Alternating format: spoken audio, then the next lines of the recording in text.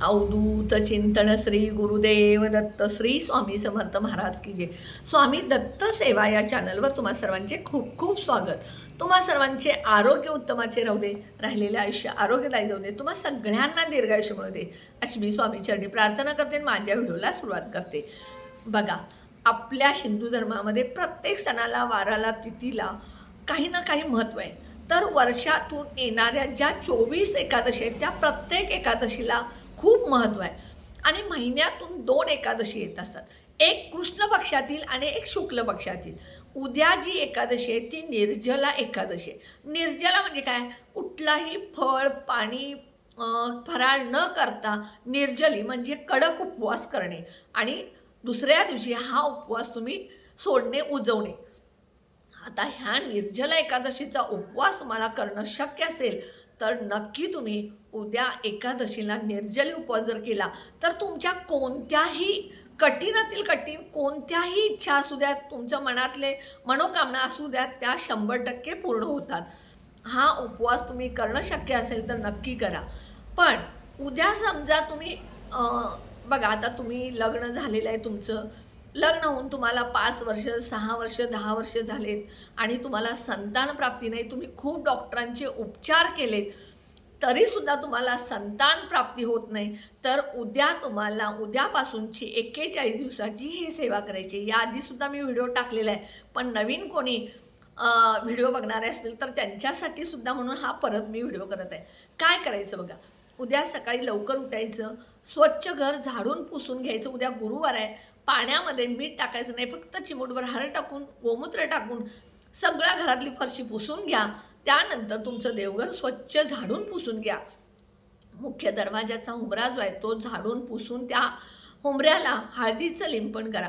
उद्या तुळस जी आहे त्या तुळशीचा सुद्धा उपवास असतो, त्यामुळे तुळस उद्या तोडायची नाही किंवा तुळशीला उद्या जल अर्पण करायचं नाही। मग उद्या तुळशीजवळ अगरबत्ती वरून हळदी कुंकू टाकून तुम्ही त्याची पूजा करू शकता। तुळशीला सुद्धा 11 प्रदक्षिणा ओम नमो भगवते वासुदेवाय घालत म्हणायचं आहे। त्यानंतर तुमच्या देवघरातली जी नित्यनेमाची पूजा आहे ती करायची आणि जी बाळकृष्णाची मूर्ती आहे, ह्या बाळकृष्णाच्या मूर्तीला तुम्हाला दोघं नवरा बायको बसून, शक्य असेल तर उद्या पिवळे वस्त्र परिधान करा, नसेल तर काळं निळं सोडून तुम्ही कुठलंही वस्त्र घालू शकता, पण पिवळा असेल तर अतिशय चांगला, कारण पिवळा जो रंग आहे तो श्रीकृष्ण, भगवान विष्णू, माता लक्ष्मी अतिशय त्यांना प्रिय आहे म्हणून। आणि उद्या गुरुवार योग बघा, गुरुवार आहे, निर्जला एकादशी आहे, त्यामुळे तुम्ही जर उद्यापासून ही सेवा केली तर त्याचं फळ तुम्हाला नक्कीच मिळेल।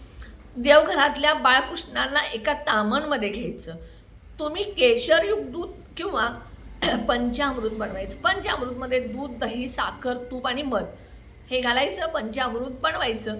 दोघांनी नवरा बायकोनी बसायला आसन घ्यायचं, जवळ तुपाचा दिवा लावायचा, शुद्ध गाईचं तूप असेल तर ठीक, नसेल तर साध्या तुपाचा दिवा लावा, त्यामध्ये चिमूटभर हळद टाका, त्या दिवा जवळ ठेवा। नवरा बायको दोघांनी ह्या पंचामृतनं किंवा केशरयुक्त दुधानं त्या बाळकृष्णांना अभिषेक घालायचा। हा अभिषेक घालत असताना सगळ्यात पहिल्यांदा ही 41 दिवसाची सेवा आहे, त्यामुळे पहिल्यांदा अभिषेक घालण्यापूर्वी संकल्प करायचा, दोघांनी बसून हातामध्ये, दोघांच्या हातामध्ये पाणी घ्यायचं, थोडेसे अखंड तांदूळ, हळदी कुंकू, एक फूल दोघांच्या हातामध्ये घ्यायचं आणि श्रीकृष्णांना म्हणायचं, हे देवकी पुत्र गोविंदा वासुदेवा, संपूर्ण जगाचे पालन करते श्रीकृष्ण, आम्ही तुला शरण आलो आहे आणि आम्हाला संतान प्रदान कर, असं म्हणायचं। ह्याचा मंत्र तुम्ही म्हणायचा आहे, तो 108 वेळा म्हणायचं आहे। हे म्हणायचं, संकल्प त्या तामणमध्ये सोडायचं, दुसऱ्या तामणमध्ये, आणि बाळकृष्णाची मूर्ती एका तामणमध्ये घेऊन तुम्हाला त्या दुधानं दोघांना मिळून पतीने अभिषेक घालायचं सुरू करायचं आणि पत्नीने त्या पतीच्या हाताला हात लावला तरी चालेल।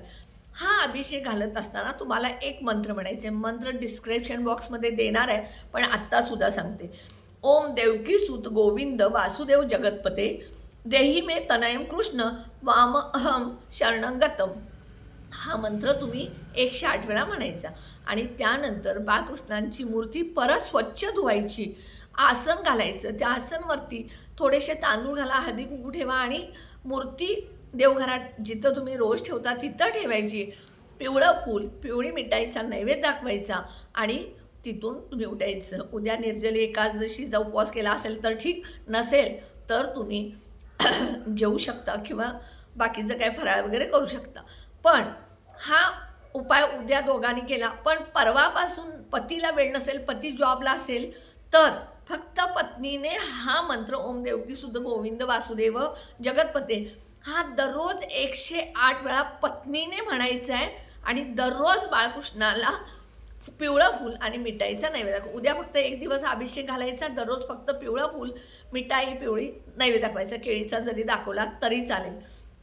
असं तुम्हाला 41 दिवस ही सेवा करायची आहे. ही सेवा करत असताना मांसाहार आणि 41 दिवस कुठेही परानं खायचं नाही. मग पती जॉबला जातो, पतीला बाहेर खावं लागतं. पतीनं हॉटेलमध्ये किंवा बाहेर खाल्लं चालेल, पण शक्यतो टाळायचं. पैसे देऊन तुम्ही कुठेही काही खाऊ शकता. शक्य असेल तर कांदा लसूण वर्ज्य करता आलं तर 41 दिवस करा, परान्न टाळा. ब्रह्मचर्य पाळायची गरज नाही, कारण आपण संतान प्राप्तीसाठी हा उपाय करणार आहे, त्यामुळं ब्रह्मचर्य पाळायचं नाही. त्यानंतर बघा, हरिवंश पुराणातील गोपाळ स्तोत्र रोज 41 दिवस दोघांनी वाचायचं. हे तुम्हाला वाचणं शक्य नसेल तर संध्याकाळी यूट्यूबला लावून तुम्ही दोघांनी एकत्र बसून ज्या ज्या वेळेला तुम्हाला वेळ मिळेल त्यावेळेला तुम्ही हे ऐकू शकता, सकाळी संध्याकाळी केव्हाही.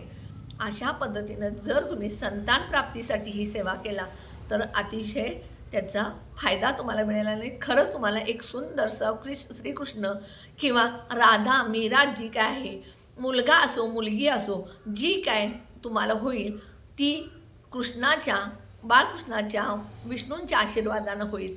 एवढा हा प्रभाव शक्य असेल तर प्रत्येक एकादशीला निर्जली उपवास करून बघा, तुम्हाला संतान प्राप्ती होणारच. 41 दिवसाची सेवा तर करायचीच, त्याचबरोबर प्रत्येक एकादशीला निर्जली उपवास करा, हे फळ तुम्हाला नक्की मिळणार. व्हिडिओ जो आहे तो शेअर करा, कारण कुणालाही बाळ नसेल तर त्याला ह्याच्या उपायानं ह्या सेवेनं जर फायदा झाला तर अतिशय चांगलं. आणि व्हिडिओला लाईक शेअर सबस्क्राईब करायला विसरू नका. जे कोणी माझा व्हिडिओ नवीन बघत असेल त्याने प्लीज सबस्क्राईब करा आणि व्हिडिओ जे आहे त्या व्हिडिओच्या कमेंट बॉक्समध्ये श्री स्वामी समर्थ लिहायला विसरू नका. तुम्हाला ज्या कोणाला दाम्पत्याला मूल नसेल त्यांचं दुःख काय असतं हे ज्याचं त्याला माहिती, म्हणून त्या दाम्पत्याला लवकरात लवकर एक सुंदर बाळ झालेलं आहे असं मी मॅनिफेस्टिंग करते. श्री स्वामी समर्थ.